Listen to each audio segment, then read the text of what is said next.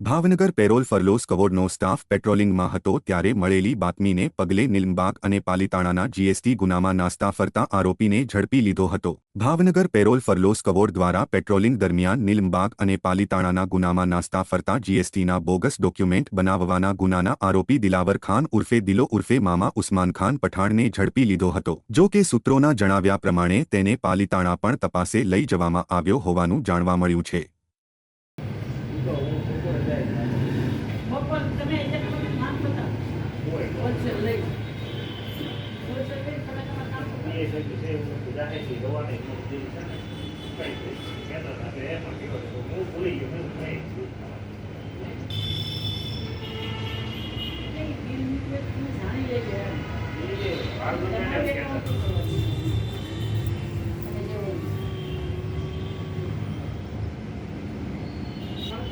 પપ્પા ટપકા મારા ભાડા કરે થોડું દેવાનું